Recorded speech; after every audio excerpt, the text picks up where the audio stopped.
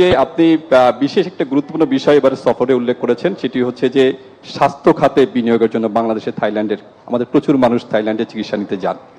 আর দ্বিতীয় একটি বিষয় আপনার দৃষ্টি আকর্ষণ করতে চাই, সেটি হচ্ছে যে নতুন একটি শ্রম বাজার হতে পারে থাইল্যান্ড, সেটির ব্যাপারে আপনার সরকার কোনো উদ্যোগ নেবে কিনা। এবং আমার মূল প্রশ্ন হচ্ছে যে গত জাতীয় সংসদ নির্বাচনকে উৎসবমুখর এবং ভোটারদের উপস্থিতি বাড়াতে এবং যখন একটি বড় রাজনৈতিক দল তার নেতৃত্বে নির্বাচন বর্জন করলো, তখন আপনি একটি অভূতপূর্ব এবং অভিনব সিদ্ধান্ত নিলেন যে আপনার দলের মনোনীত বাইরেও মানে যেন মানুষ আপনার দলের লোকরা যত সেখানে অংশগ্রহণ করতে পারে এবং প্রভাব করতে পারে, এবং যার ফলে সেটি একটি ভোটের উৎসবে পরিণত হয়েছিল। আমার মূল প্রশ্ন হচ্ছে যে আপনি এবার উপজেলা নির্বাচনে একই পদ্ধতি আপনি নিয়েছেন এবং দলের প্রতীক দেননি, এবং সেই সাথে আপনার দলের মন্ত্রী এমপি তাদের স্বজনরা যাতে প্রভাব বিস্তার না করতে পারে, নির্বাচনে অংশ নিতে না পারে, বা তারা এই নির্বাচনকে নিজেদের মতো করে কর্তৃত্ব মানে নির্ধারণ না করতে পারে, সেই জন্য আপনি সিদ্ধান্ত দিয়েছিলেন। কিন্তু প্রথম দফা আপনার ইতিমধ্যে প্রত্যাহার হয়ে গেছে, দ্বিতীয় দফা প্রত্যাহার সম্পন্ন হয়ে গেছে, কিন্তু এই সিদ্ধান্ত দল পর্যায়ে আমরা দেখছি যে অনেকেই মানছেন না, মানে কেউই মানেননি বলা যায়। এক্ষেত্রে আপনার দল কতজন, আপনার কাছে হিসাব আছে কতজন আছে?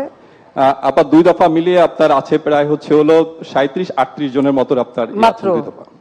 টোটাল উপজেলা কত? আচ্ছা আচ্ছা, আর একটা হচ্ছে ফ্যামিলি ফর্মুলা কি, পারিবারিক ফর্মুলা কি? নিজে, ছেলে মেয়ে, স্ত্রী, এই তো। আপনার একটা হিসাব করেন তো কয়জন ছেলে মেয়ে আর কয়টা স্ত্রী দাঁড়িয়েছে? এর বাইরে তো আর পরিবার ধরা হয় না। হ্যাঁ, আমি বলেছি এটা কারণ হচ্ছে আমরা চাচ্ছি ইলেকশনটা, আমাদের কথা হচ্ছে ইলেকশনটা প্রভাব মুক্ত যেন হয়, প্রভাব মুক্ত যেন হয়, মানুষ যেন স্বাধীনভাবে ভোটটা দিতে পারে, সেটাই হচ্ছে আমাদের লক্ষ্য। আবার আমাদের আওয়ামী লীগ যেহেতু আমরা করি, আমাদের অনেকে তো পরিবারের অনেকে তো দীর্ঘদিন ধরে এক একটা জায়গায় তারা আগেই নির্বাচন করে, মানে যিনি এমপি হয়েছেন তার বহু আগে থেকে নির্বাচন করে, কেউ ইউনিয়ন বোর্ডের চেয়ারম্যান বা ইউনিয়ন কাউন্সিল চেয়ারম্যান, কেউ উপজেলা চেয়ারম্যান, সেরকম তাদের তো ট্র্যাডিশনালি আছে। তাদেরকে আমরা মানা করি কি করে?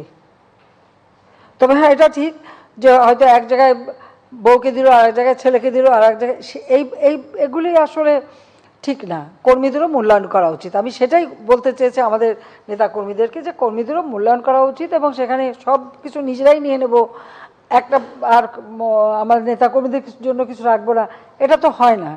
সেই কথাটাই আমি বলতে চেয়েছি। আর যেন বেশি প্রভাব না ফেলে, এবং সবাই দাঁড়িয়েছে, ইলেকশন করছে, এবং এটা লক্ষ্যটা হলো নির্বাচনটা অর্থবহ করা। এখন অনেকগুলি রাজনৈতিক দল নির্বাচন বর্জন করছে, একসময় দেখা গেল সবাই বর্জন করে কেন? কারণ আসলে নির্বাচন করবার মতো সক্ষমতাই নাই। যে কোনো একটা নির্বাচন, আপনি যদি পার্লামেন্ট ইলেকশন করতে হলে আপনাকে তো পাবলিকের কাছে দেখাতে হবে যে আপনার পরবর্তী নেতৃত্বে কে আসবে, বা প্রধানমন্ত্রী কে হবে, বা নেতা কে হবে, একটা নেতা তো দেখাতে হবে। আপনার কাছে যদি উপযুক্ত নেতা না থাকে, তখন তো আপনাকে একটা ছুতা খুঁজতে হয়। হ্যাঁ, ইলেকশন করলাম না, বিরাট ব্যাপার দেখালাম, বাস্তবতা তো সেইটাই। আমাদের দেশে তো ওইটাই হচ্ছে এখন। একটা সাজাপ্রাপ্ত আসামিকে যদি পাবলিকের কাছে দেখান, পাবলিক তো ওটা নেবে না। পলাতক আসামি তাকে যদি দেখান, পাবলিক তো নেবে না। রাজনীতি করতে গেলে তো ঝুঁকি নিতে হয়।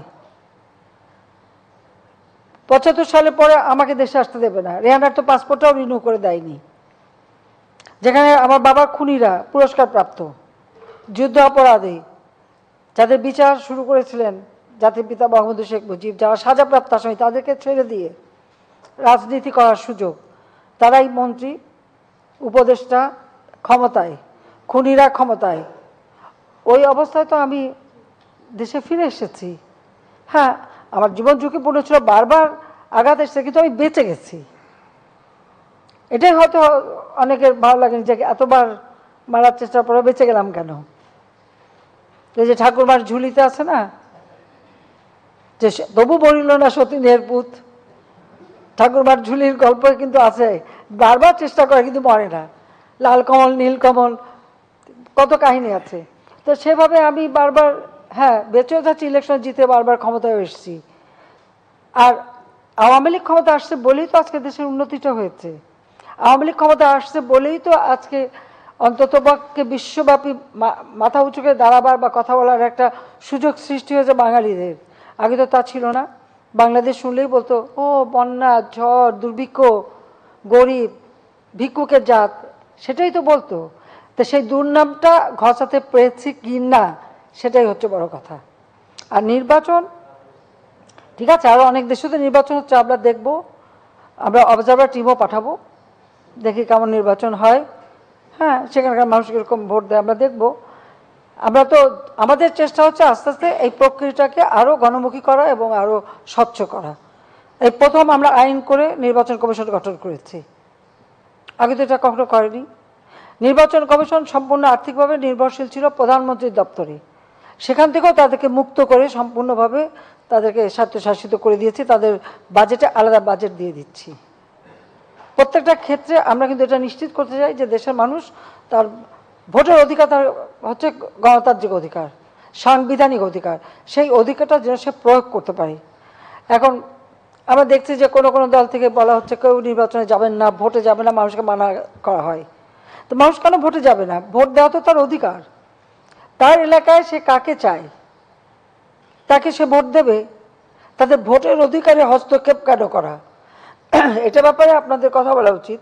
যাও, আমার ওটাই ছিল যে নির্বাচনটাকে প্রভাবমুক্ত রেখে একটা সুষ্ঠু অবাধ নিরপেক্ষ নির্বাচন হোক, সেখান থেকে যারাই জিতে আসে আসবে।